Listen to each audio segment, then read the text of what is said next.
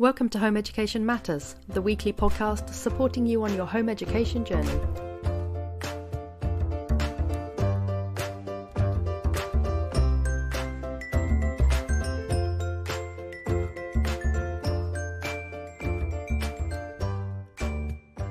Welcome to Home Education Matters, and today I am joined by Veronica Youdell, and we are going to be talking about well-being advice for children and teenagers, specifically home-educated children and teenagers. So first of all, I'd like to welcome you onto the podcast, Veronica. It's lovely to have you here, and do tell us a little bit about yourself and your journey and where you are now. Thank you so much. Hi everyone, I'm Veronica. I am a yoga instructor and a rap music facilitator. I run a brand called RapYoga, and I've been an avid musician, singer, rapper, songwriter, performer for several years, many years. Fell into rap when I was studying music in college and discovered that I had quite a knack for rhythm and flow, and I just love rhyme, and I love using my voice and expressing myself. And yoga came into my life as a teenager, I would say, and started just by supporting me with some sort of relaxation, feeling quite peaceful. And then I became a yoga teacher about 6 years ago, and it's been a really great decision. So from there, I wanted to bring rap and yoga together to create something quite unique for young people, to bridge the gap and engage them in yoga, because I know how beneficial it has been for myself, mostly for mental health more than anything. But definitely, getting into the physical body is a plus. Yes, and I've had a lot of experience working with young people and teenagers in the last few years, sharing my knowledge, and happy to share some things today, hopefully to inspire and support. Rap and yoga seems an interesting combination, because one feels to me inherently quite energetic and the other one feels inherently quite calming. And I wonder, is that why you brought them together? Because there is that sense of a dichotomy between them. Definitely. I found it fascinating to think, how can I bring one extreme? Because I used to be quite an energetic rapper. I used to work a lot more with heavier bass lines and electronic dance music. And in recent years, I've bridged the gap into more spoken word and a bit more affirmations or rap formations. It was just the whole idea of like, I love this and I love this, and they have helped me so much on my journey. How can I now bring them together? And they balance out lovely. I mean, if you think about your yin and your yang, your masculine and feminine, that's very much how I see them, and they intertwine. It's about being creative and just being true to who you are, and then you find ways of just making things happen that don't exist, and people question it. And then when you hear about it or when you experience it, you're like, okay, got it. I think as people, but particularly perhaps when you're younger, like a child or a teenager, particularly teens, actually, I think life is about a balance between our natural forces, a part of ourselves that wants to just sort of be in the moment and just sort of like live quite a chilled existence. Then another part that's always like, boom, boom, boom, let's go. And I suppose for you, rap and yoga is about accepting and identifying this battle or this like inner conflict and making peace between it. You could say that. I've never thought about it before, but definitely I've always felt that I have two sides of me. And when it came to music, it was more, rap was my masculine, was my cheeky, go get a side. And then my singing was more my feminine, my kind of let me sing and be nice and angelic. And so I guess yoga has sort of taken that role on in terms of how, and they support me. I mean, I'm all about balance. I teach quite a lot of yin yoga, which talks a lot about slowing down, being still, because we're so active day to day. We're constantly in that doing mode, and finding the time just to be still, just to stop, to go into the body, into the mind, just to declutter, and clear up, and then we can sort of move forward in a much more clearer way, so to speak. So yeah. It's been an interesting journey, and it's just happened so naturally that I find that this was what part of my purpose was, to bring this to the world. So I'm guessing for you, the yoga kind of creates space, and then the rap creates a certain amount of dynamism that you've then got the space for. So would you say that that they each have specific benefits, unique to each style? So what does rap bring, for example, to a children or a teenager? What benefits would rap bring, and what benefits does yoga bring to children and teenagers?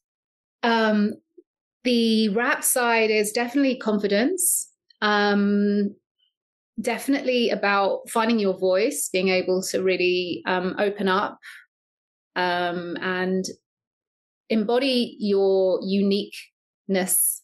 What's wonderful is when we can just really be true to ourselves. So when I rap, when I teach, I always encourage young people to rap in their accent and not try to be American, which can happen sometimes. Because a lot of rappers are, we're inspired by American rappers. I know I was at the beginning, and then I was just like, okay, how do I find my voice? And make it sound good and decent and interesting for people to listen to? So that was a journey in itself, to find my voice. So yeah, definitely thinking about being able to stand out and be you, and also creativity, of course, with the lyrics. Brilliant for English, for using thinking about metaphors and similes and rhyme, and great for brain training, thinking about rhythm. And then yoga has certainly, if we're thinking about the physical practice, we're thinking about obviously building more stamina, more strength, more flexibility, mobility in the body, in the mind as well, discipline, peace, thinking about your breath. And that's why I like to bring them together, because we can use the yoga practice to kind of get into the body, get into the breath, calm the mind, and then we can approach our performance and our rap with more sense of ease and peace, rather than if you imagine you're about to go on stage and perform and you haven't grounded yourself, and you can be all over the place with nerves, and it's quite normal. But I think when you can find that place of just, I'm an earth sign, I'm a Virgo, so I'm all about grounding down into the earth. It becomes very natural to me. And so, once you find your center and you're sort of calm, breathe, close the eyes, come into self, and then you can go and I feel that really can support. And also about how to stand on stage when you're performing. It's a lot of maybe leaning to one side, not really understanding, like, I'm here and I have a purpose, and then that in itself can help with the confidence. It sounds amazing. So the rap for you, amongst other things, is also about embracing certain authenticity. So allowing a kind of a confidence in your authentic voice to come through. And I think for children, and particularly for teenagers, that's so important, isn't it? Because I think a lot of being a teenager is about exploring who you are. And sometimes you can feel that you don't really want to show the real you. And then there's perceptions that come up. And then maybe you feel societal expectations or parental expectations. And you end up with layers and layers, don't you? And the little bit that was you is then layered underneath all these kind of perceptions and expectations. And do you feel that rap is helpful in that way, to kind of shed some of those layers and get down to the authentic voice? Absolutely. I think there's a lot of pressure on young people to fit in and be a certain way, and with the way that society is with social media and having to kind of look and be. And yeah, I think if it's taught the right way, then certainly it would embody a sense of be you and speak your truth.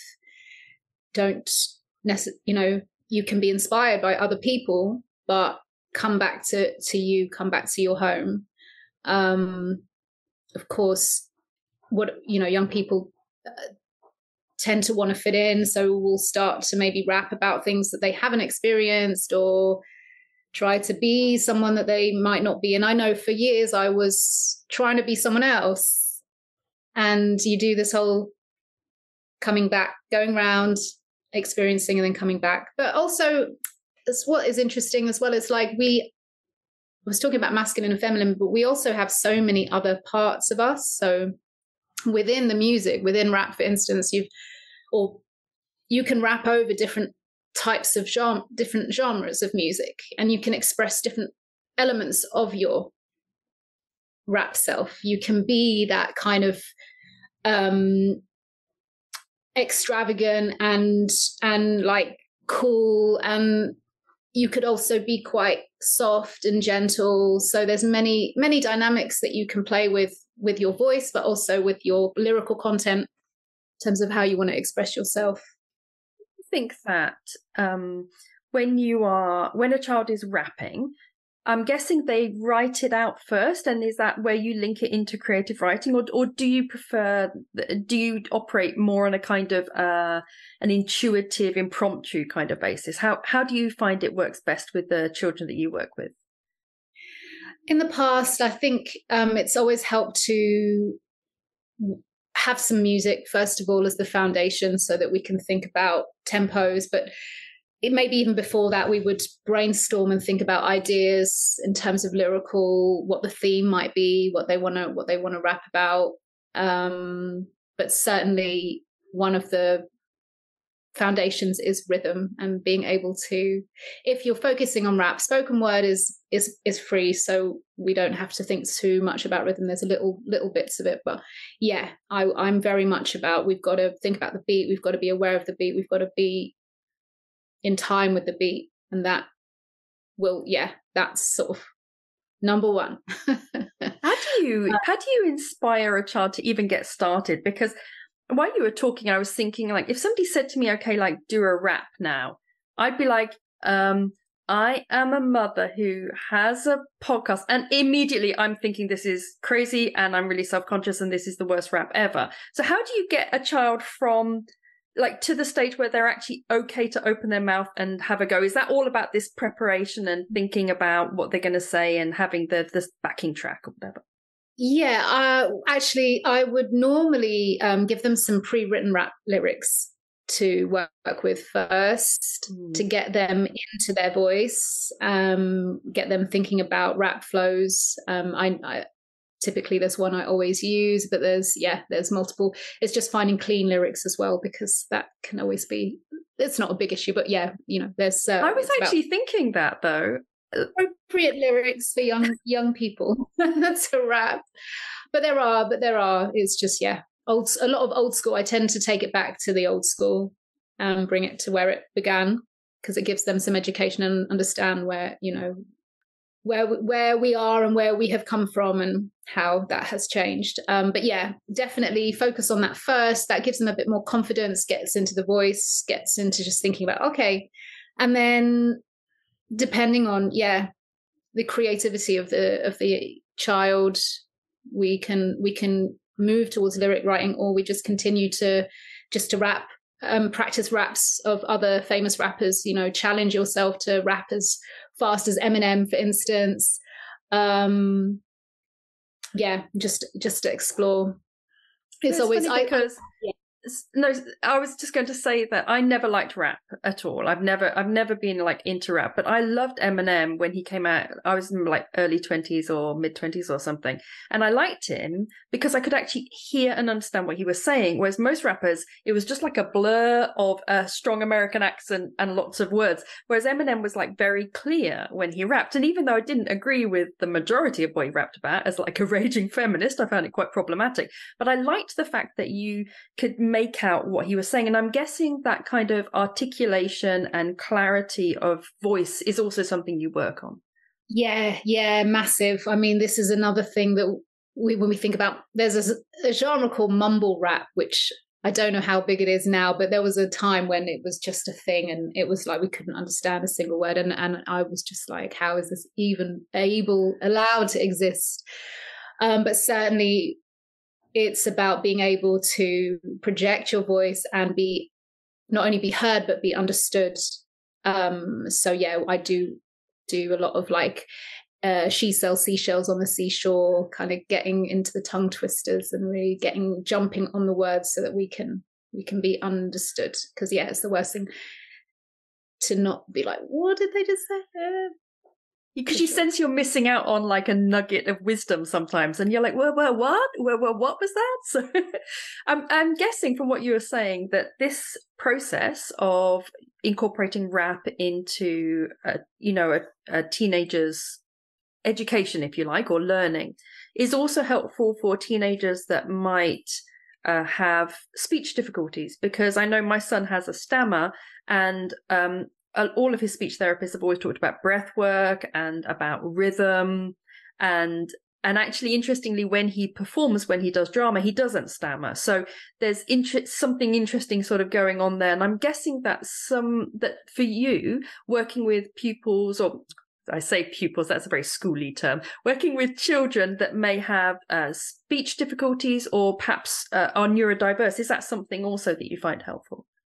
I have had experience working with young people who have ADHD and autism and other neurodiverse children. And I think I find that it gets them into a zone, it gets them into a safe space where they can fully just immerse themselves and concentrate. Because it's about distracting the mind from all the thoughts and all the chaos that's going on. So if you think about, okay, I've got to focus now on thinking about these words and rapping them. And it's the same thing with a yoga class. You come there to quiet your mind and clear all of the monkey mind, we call it. So yeah, it's meditation, I would say, essentially what we're doing. And the same with acting, thinking about the script. Because part of me feels that the stammer is something to do with the brain, and something that's, when it's focused in one way, it can just clear itself. So yeah, that's definitely the experience I've had. And I know that meditation, for example, has been proven very clearly to be really helpful for particularly children who have ADHD. And so I'm guessing that for you, yoga incorporates that sense of mindfulness and meditation, and so in that way it's particularly helpful for children who may be neurodivergent. I think so. I think there is so much benefit. I think, having these conversations, that we all have something going on. We are not 100% straight. We all got, and maybe a combination of things. And yeah, just to be able to come into a practice that brings you back to yourself, because a lot of it is about us having so much activity outside of us, whether that's, within your environment or just what you're exposed to and what you're putting into your body and all of that stuff, what you're feeding yourself, and feeding your mind. That is all just throwing us into all kinds of chaos and directions. So the times when you can just kind of come back and be with yourself is a very sacred and important time. And for a child and a teenager, those moments of stillness and calmness can be quite difficult to access if they're not encouraged to access them. It's something that as we get older, we think to ourselves, okay, I need some time for myself now. I need some quiet time, particularly if we're perhaps introverted. But when you're a child or a teenager, some children are great at regulating themselves and know that, okay, now I need to go to my room now, almost like they have a built-in off switch that they're happy to press. Some children and teenagers, that never happens. They're like, they wake up, they're on the go, and then they go to sleep, and then they rinse and repeat the next day. Absolutely. It's interesting. Yeah.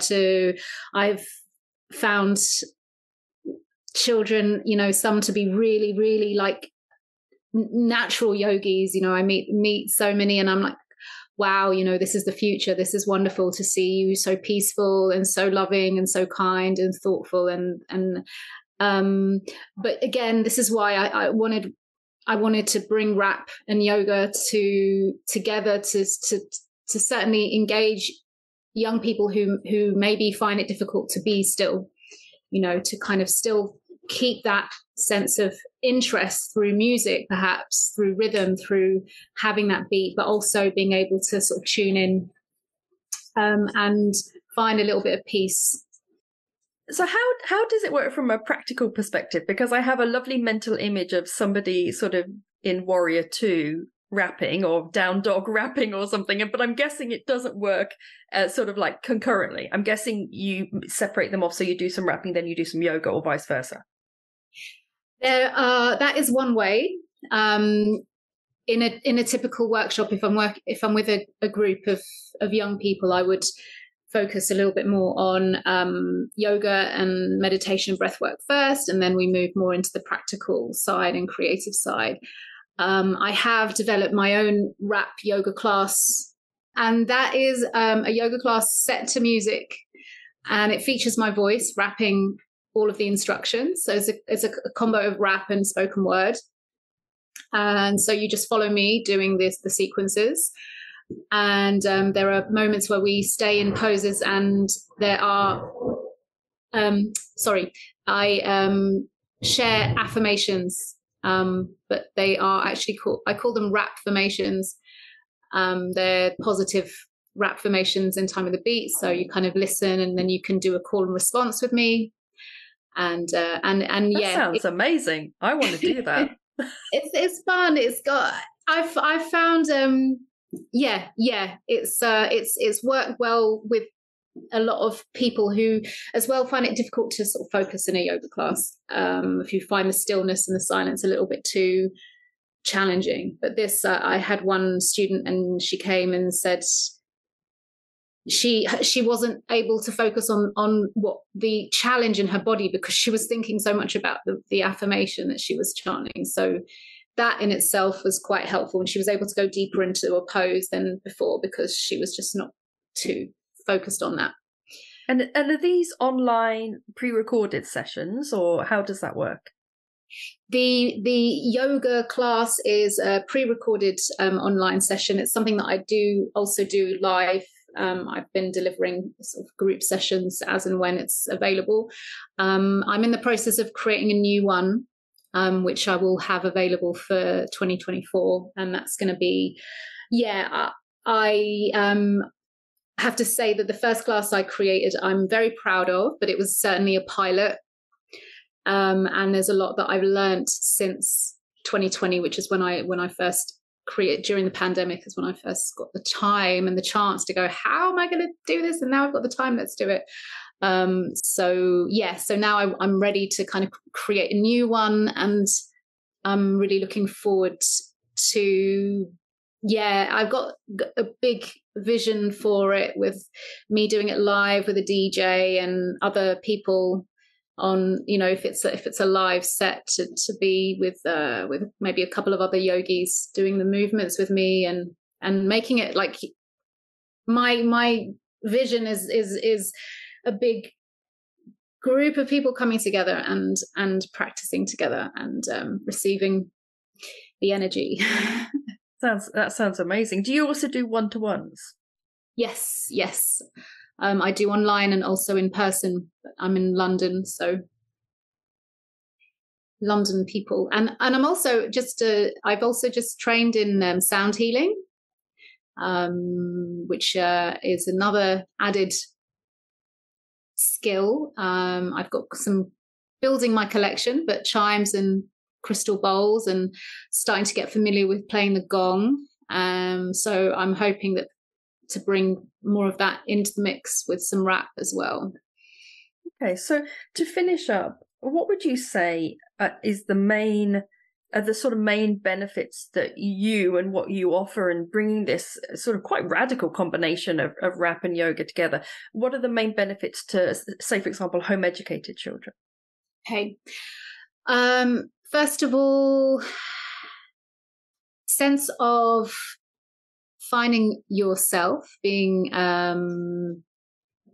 tapping into your gifts and who you are and who you would like to maybe be more of. Definitely a sense of bringing some wellness, creativity, confidence, exploring a little bit more into the well-being of your body, and within that, just then being able to make better choices for yourself, and being able to offer more to others. So, for instance, we talk a lot about karma in terms of offering helping at home. So just doing things because you want to help, not because you've been asked to, or how much you're going to pay me to do that kind of thing. Just like, let me help you because I care. So I guess it's just, I find just bringing back some peace and some balance, and just making us coming from more of a loving kindness place. I think as a home educator, I can say that so much of that resonates. The idea of allowing your child to find themselves and find their kind of authentic voice and giving them the freedom and space to do that is so much what home education is about. And even if you don't choose home education for that reason, it's like an added benefit that you get. The longer your child is out of the school system, the more likely they are to be able to pursue their authentic voice and to recognize that there are multiple ways of being in the world and that their way of being is just as valid as anybody else's. And also this, this sense of empowerment that I get a strong sort of sense of from you, this sense of empowering a child to understand who they are and be confident in that and confident about their choices and why they're making them. I think, looking back now, if I had the option of being home educated, I think it would have been a much better path for me to follow, because I certainly struggled a lot in school and did I was not academically gifted. I always went down the creative route, and I definitely feel that school the system was not designed for someone like myself, who my head was in the clouds and I was just, thinking about other stuff and just wanted to be on stage performing and writing stories and things. So certainly I can relate to those that are unique in that way, and definitely just don't want to be put into a box, and we should be free to explore ourselves and creativity is, we are all gifted with it. So it's really just about tapping into your gifts, and then Absolutely. I mean, home education is all about burning the boxes. If in doubt, we take the boxes and we burn them, and it makes us feel very happy. So tell our listeners where they can find you on social media, websites, if they wanted to get in touch with you. Let us know where we can find you. I have a website. It is rapyoga.co.uk. So that's rap as in RAP, yoga.co.uk. And you can also find me on Instagram, which is, again, the handle is RapYoga. I've started doing a YouTube channel, but there's some more sort of adult yoga videos, but that's also RapYoga. Yeah. That sounds wonderful. I'm going to go and check out your RapYoga videos because I really like yoga. I find yoga really, really enjoyable and really relaxing, but I also really like affirmations and things like that. And I find that sometimes during yoga, my brain wanders and then I feel bad. And then I'm like, oh no, I need to be. And so I think that idea of having almost like a kind of allowing your brain to have a focus and allowing your body to have a slightly different but complementary focus is a really clever idea. And it indicates that not many people are doing it because you have a great URL, rapyoga.co.uk. You clearly nailed that one. Yeah, it's been a lot of trial and error, but it's all coming together quite nicely and organically. The foundations class, the RapYoga foundations class, is available to stream live on the website as well. There's I think it's like £5 for 3 months or something, so it's quite affordable, and you can just do it in your own time. There's about 10 parts. It starts with breathing, moves more into some warm up, then a bit more dynamic, and then moves into relaxation at the end. That sounds fabulous. Well, thank you so much for joining us today. It's been really interesting for me because I honestly didn't really realize that you could combine those kind of things. And I actually don't think anyone else is doing it. So bravo to you. And I'm sure our listeners are going to be interested to check out what you offer. So thank you, Veronica. It's been really lovely having you with us today. Thank you for having me.